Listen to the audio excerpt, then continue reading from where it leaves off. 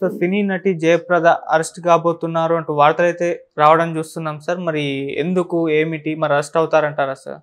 ఇది నాకు తెలిసి ఇది ఈ మధ్యకాలంలో ఇది మూడోసారి. ఫస్ట్ ఈమె చెన్నై హైకోర్టు ఈమెకి 6 నెలల జైలు శిక్ష కూడా విధించింది, ఫైన్ కూడా వేసింది. అదేమో చెన్నైలో ఈమెకి థియేటర్ ఉంది లాంగ్ బ్యాక్.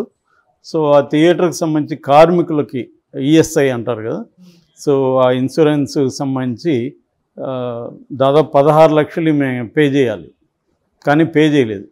సో దానివల్ల వాళ్ళు కోర్టుకు వెళ్ళినప్పుడు కోర్టు అనేక సార్లు ఈమెకు నోటీసులు పంపించినా కూడా ఈమె ఎప్పుడూ హాజరు కాలేదు. సో దాంతో కోర్టు 6 నెలలు జైలు శిక్ష విధించింది. అప్పుడు అరెస్ట్ చేసే కార్యక్రమం ఉంటే చివరికి ఆ డబ్బులు కట్టేసి ఆ కేసులోంచి బయటపడినట్టుగా తెలుస్తుంది. సో అలాగా ఈమె అనేక వివాదాల్లో ఉంది. ఇప్పుడు లేటెస్ట్ కేసు ఏంటంటే ఉత్తరప్రదేశ్లో ఈమె 2019, ఎందుకంటే ఈమె కొంత మనం బయోగ్రఫీ కొద్దిగా చెప్పుకుంటే మనకి ఈ దశకి ఆమె ఎలా వచ్చిందన్నది మనకు అర్థమవుతుంది. ఓకే. సో యాక్చువల్గా చాలామందికి తెలుసు, ఈమె రాజమండ్రి వెళ్ళది నేటివ్ ప్లేసు. అక్కడ కృష్ణారావు నీలవేణి అనే దంపతులకి ఈమె పుట్టింది. 1962 ఏప్రిల్ 3న ఈమె పుట్టింది. సో ఈమెకి 7 ఏళ్ల వయసులోనే సంగీతం, నాట్యం నేర్పించారు అమ్మ నాన్న. యాక్చువల్గా వాళ్ళ నాన్న, వాళ్ళ బాబాయ్ వాళ్ళందరూ కూడా సినిమా ఫైనాన్సియర్స్ వాళ్ళు. బట్ ఈమె దానివల్ల ఈమె ఏమి సినిమా రంగంలోకి రాలేదు. నిజానికి ఇది ఒక రకమైన కోయిన్సిడెన్స్ అంటారు కదా, యాదృచ్ఛికత. అటువంటి ఒక కోయిన్సిడెన్స్ వల్ల ఈమె సినిమా రంగంలోకి పెట్టిందనమాట. ఈమె అక్కడ రాజలక్ష్మి మహిళా కళాశాలలో చదువుకునేది. అప్పుడు 7th 8th ఆ టైంలో ఒక కాలేజీ ఫంక్షన్కి మన ఎం ప్రభాకర్ రెడ్డి యాక్టర్ ఉన్నారు కదా, ఆయన్ని పిలిపించారు వాళ్ళు. సో ఆ రోజు ఈమె డ్యాన్స్ అక్కడ ప్రోగ్రామ్ ఉంది. అమ్మాయి బాగా చేస్తుంది, ఎవరు ఏమని కనుక్కుంటే మన ఫిల్మ్ ఫైనాన్సర్ కృష్ణారావుల అమ్మాయి అని చెప్పారు. దాంతో ఈయన వాళ్ళ ఇంటికి వెళ్ళి తనని సినిమాల్లోకి పంపించండి బాగుంటుంది అది ఇది అని చెప్తే, లేదు చదువుకోవాలి అది ఇది అంటే, చదువుతో పాటు చేయొచ్చు ప్రాబ్లం లేదని చెప్పి తను అప్పుడు 1976లో అప్పుడు ఈమెకి 14 years. సో ఫస్ట్ టైము భూమి కోసం అని తిలక్ డైరెక్షన్లో వచ్చిన సినిమా. ఆ భూమి కోసంలో ఒక 3 నిమిషాల పాటలో ఈమెను ఫస్ట్ పెట్టారనమాట. ఓకే.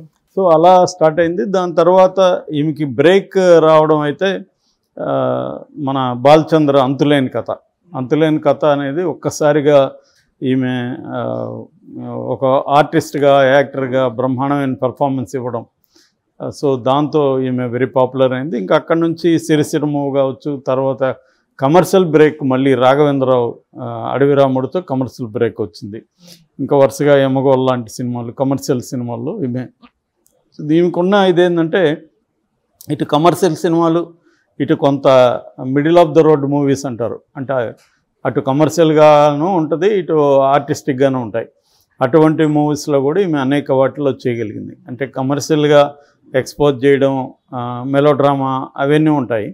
అట్లాగే రియలిస్టిక్ పెర్ఫార్మెన్సు, ఓన్లీ తన పెర్ఫార్మెన్స్ ద్వారానే కథ నడిపించడం, అలాంటి క్యారెక్టర్లు కూడా ఈమె చేసింది. సో ఈమె సచిత్రే కూడా most beautiful face of Indian cinema అని కూడా ఆయన అన్నారు. సో అలాగా ఈమె సినిమా కెరీర్ దాదాపు 2005 వరకు కూడా ఉన్నింది. ఆ తర్వాత స్లో డౌన్ అయింది. లాస్ట్ సినిమా నాకు తెలిసి 2018లో ఏదో ఒక సినిమా చేసింది. ఆ తర్వాత సినిమాలు లేదు. ఇప్పుడు దాదాపు ఆమెకి 62 ఏళ్ళు అట్లా ఉన్నాయి.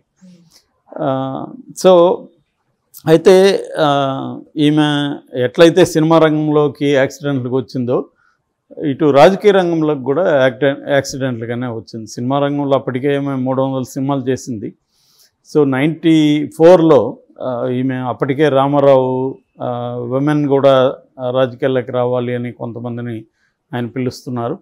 ఆ టైంలో ఈమెను పిలిచినప్పుడు ఈమె 94 అక్టోబర్ 10న టీడీపీలో జాయిన్ అయింది. ఆ తర్వాత అప్పటికే రెవెన్యూ మినిస్టర్గా ఉన్న చంద్రబాబుతో పరిచయం రావడం. సో చంద్రబాబు ఆయన ఎన్టీ రామారావుని కోల్దోసి ఆయన అధికారంలోకి రావడానికి కోసం ఎమ్మెల్యేల తిరుగుబాటు చేసినప్పుడు అనేక మంది లాగే ఈమె కూడా చంద్రబాబు వైపు వచ్చింది. సో దాని ఆమె ఆ టైంలో బాగా చంద్రబాబుకి హెల్ప్ చేస్తుందని చెప్తారు. సో దాని ప్రతిఫలంగా చంద్రబాబు 96లో ఆమెను రాజ్యసభకు పంపించాడు. బట్ ఆ తర్వాత అక్కడ కూడా తెలుగుదేశంలో కూడా అనేక ప్రాబ్లమ్స్ ఈమె ఫేస్ చేసింది. దాంతో అక్కడ నుంచి బయటకు వచ్చేసి ఈ లోపల ఆమెకి అక్కడ సమాజ్వాదీ ములాయం సింగ్ యాదవ్ వెళ్తాం, ఎందుకంటే ఈమె హిందీలో కూడా చాలా సినిమాలు చేసింది, అందువల్ల హిందీ బెల్ట్లో కూడా మంచి క్రేజ్ ఉంది. రెండోది ఆమె పరిచయాలు కూడా ఉన్నాయి. అలాగే ఈమె అమర్ సింగ్తో పరిచయం రావడం, అక్కడి నుంచి ములాయం సింగ్ పార్టీలో చేరడం. తర్వాత 2004లో రాంపూర్ నుంచి ఆమె కంటెస్ట్ చేసింది, అక్కడ ఆమె ఎంపీగా ఎన్నిక అయింది. ఆ తర్వాత మళ్ళీ 2009లో ఆమెకు అజాం ఖాన్ అని అక్కడ ములాయం సింగ్ పార్టీలో సమాజ్వాదీ పార్టీలో ఈమెకి మధ్య గొడవలు రావడం, దాని నుంచి ఈమెను ఎక్స్పెల్ చేశారు. సో ఈమె అమర్ సింగ్ ఇద్దరిని ఎక్స్పెల్ చేస్తే వీళ్ళిద్దరు బయట వచ్చి అక్కడ ఆర్ఎల్డి అనే ఒక పార్టీ పెట్టుకున్నారు. సో దాంట్లో కూడా ఇమ్మడలేకపోయారు. అక్కడ నుంచి బిజ్నూర్ అనే కాన్స్టిట్యుయెన్సీలో కూడా ఈమె పోటీ చేసింది, ఓడిపోయింది. సో ఇంకా ఆ తర్వాత 2019లో ఆమె బీజేపీలో చేరింది. బట్ అప్పటి నుంచి కూడా యాక్టివ్గా లేదు. అయితే ఈ మధ్యకాలంలో ఇటువంటి వివాదాల్లో ఇరుక్కుంది. ఇప్పుడు ప్రజెంట్ కేసు ఏంటంటే 2019లో ఆమె అక్కడ ఉత్తరప్రదేశ్లో కొన్ని ఎలక్షన్కి సంబంధించిన గొడవల్లో ఎలక్షన్ కోడ్ని ఉల్లంఘించిందని చెప్పి ప్రజాప్రతినిధుల కోర్టులో అప్పుడు కేసు వేశారు. సో అక్కడ ఈమెకు అక్కడి నుంచి నోటీసులు, ఇప్పటి వరకు ఆమెకు దాదాపు 7 సార్లు కోర్టు నుంచి నోటీసులు వచ్చినా కూడా అరెస్ట్ చేయలేదు పోలీసులు. సో అరెస్ట్ చేయమని కూడా గతంలో డిసెంబర్లో కూడా ఈమె అరెస్ట్ అవుతుంది అనుకున్నారు. డిసెంబర్లో కూడా ఇదే కోర్టు అరెస్ట్ వారెంట్ NBW అప్పుడు కూడా అంటే non bailable arrest warrant issue చేసింది. అయినా కూడా పోలీసులు మరి ఈమెమన్నా అక్కడ మేనేజ్ చేసుకుందా ఏమో తెలియదు, కానీ పోలీసులు అరెస్ట్ చేయలేదు. దాంతో ఈరోజు నిన్న కోర్టు చాలా సీరియస్గా పోలీసుల్ని ఆదేశించింది, ఎట్టి పరిస్థితుల్లో మీరు ఆమెను అరెస్ట్ చేసి తీసుకురావాలి, ఇప్పటికీ 7 సార్లు ఇచ్చింది అని చెప్పింది కోర్టు. సో దాంతో ఉత్తరప్రదేశ్ నుంచి పోలీసులు తెలంగాణకు వచ్చి తెలంగాణ పోలీసులను కాంటాక్ట్ చేసినట్టు చెప్తున్నారు. సో కానీ ఆమె ఇక్కడ హైదరాబాద్లో లేరు అని చెప్తున్నారు. మరి ఆమె ఏమన్నా లాస్ట్ టైం కూడా ఇలాగే మిస్ అయింది, ఆమె అజ్ఞాతంలోకి వెళ్ళింది. సో మేబీ ఆమెకి కోర్టుల్ని ఎలా డీల్ చేయడం ఇవన్నీ బాగా కొట్టిన పిండి అయిపోయినట్టుగా మనకు కనబడుతుంది. మొన్న కూడా మనం చూసాము, అక్కడ కూడా వల్లభనేని వంశీ కూడా సేమ్ కేసే, ఎలక్షన్కి సంబంధించిన కేసు. అతను కూడా అనేకసార్లు కోర్టు నెక్ కొడితే కోర్టు NBWలో అతని మీద కూడా ఇష్యూ చేసింది. బట్ అతను మళ్ళీ ఏదో లాయర్ల ద్వారా వెళ్ళి హెల్త్ గ్రౌండ్స్లో పెట్టుకున్నట్టున్నాడు. సో ఈమె కూడా అలాంటిది ఏదో చేస్తున్నట్టుగా కనబడుతుంది. ఎందుకంటే వీళ్ళు అప్పుడు సామాన్యులు అనుకో, ఇదే పరిస్థితిలో ఆర్డినరీ పీపుల్ ఉంటే వాళ్ళని పోలీసులు ఎత్తుకుపోయి కోర్టుకు పెట్టి జైల్లో పడేస్తారు. వీళ్ళు ఏం చేస్తారంటే వీళ్ళకి పవర్ఫుల్ అడ్వకేట్స్ని పెట్టుకోగలరు, డబ్బులు పెట్టుకోగలరు. కాబట్టి కోర్టులు కూడా పవర్ఫుల్ అడ్వకేట్స్ ఉన్నప్పుడు వాళ్ళతో డీల్ చేసే విధానం వేరే ఉంటుంది. సో అందుకనే వాళ్ళకి అంతంత ఫీజులు ఇస్తారు. సో అలాగా దీనివల్ల ఏమవుతుందంటే డబ్బున్న వాళ్ళకి, పవర్ఫుల్ వాళ్ళకి ఈ దేశంలో ఒక న్యాయం, పేదవాళ్ళకి ఒక న్యాయం అన్న భావన ప్రజల్లోకి వెళ్తుంది. ఈమె కేసులో మనం చూస్తున్నాం, కోర్టే చెప్తుంది 7 సార్లు వారెంట్ ఇష్యూ చేసినా కూడా మీరు వెళ్ళలేదు, అరెస్ట్ చేయలేదని. అంటే పోలీసులు కూడా, పోలీస్ డిపార్ట్మెంట్ కూడా ఏమవుతుంది, రాజకీయంగా ఇన్ఫ్లుయెన్స్ అవుతుంది కాబట్టి వాళ్ళు కూడా దొరకలేదనో ఇంకొకటో పోయినాము వచ్చాము అని చెప్పి అన్ని రికార్డులు చూపిస్తారు. సో వాళ్ళు వద్దనుకుంటే అరెస్టులు చేయరు, కావాలనుకుంటే వాళ్ళు ఎక్కడున్నా పట్టుకోగలరు.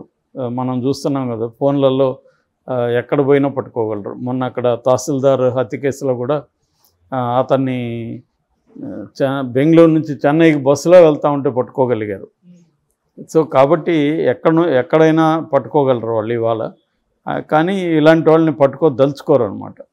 సో అది మళ్ళీ ఒకసారి ఈమె కేసులో నిరూపితమైంది. ఈమెని అరెస్ట్ చేస్తారని అందరూ అంటున్నారు, కానీ నాకు తెలిసి ఆమె అరెస్ట్ కాదు.